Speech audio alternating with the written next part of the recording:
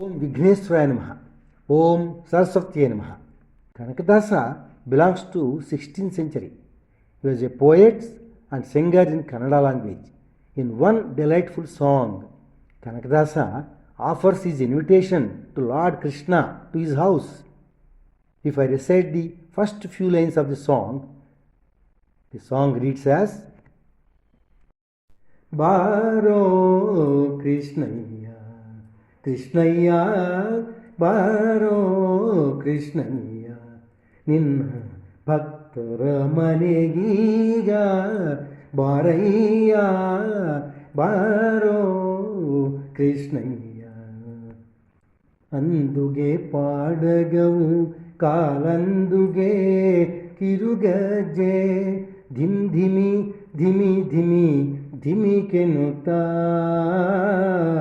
Anduge Padagavu Kalanduge Kirugajje Dim Dhimi Dhimi Dhimi Dhimi Kenuta Ungulala Nuduta Baraya Ungulala Nuduta Baraya Baro Krishnaya Krishnaya Baro Krishnaya ಕಂಕಣ ಕರದಲ್ಲಿ ಹುಣ್ಣುಂಗುರ ಹುಲಿಯುತ ಕಿಂಕಿಣಿ ಕಿಣಿ ಕಿಣಿ ಕಿಣಿರೆನುತ ಕಂಕಣ ಕರದಲ್ಲಿ ಹುಣ್ಣುಂಗುರ ಹುಲಿಯುತ ಕಿಂಕಿಣಿ ಕಿಣಿ ಕಿಣಿ ಕಿಣಿರೆನುತ ಉಂಗುಳಲ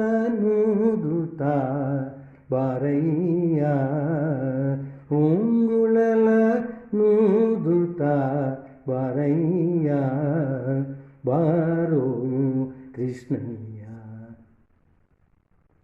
Through this song, Kanakadasa has portrayed before us, that he has shown us a beautiful scene. It is an enchanting scene of Lord's arrival, playing his flute and with the sounds of small jingles on his ankles that make the sound dhim dhimi and dhimi dhimi, and the sounds of bangles on his hand that make the sound kinkini and kini kini. As one can comprehend, this is all Manasika Puja, that is worship within the mind by the devotee Kanakadasa.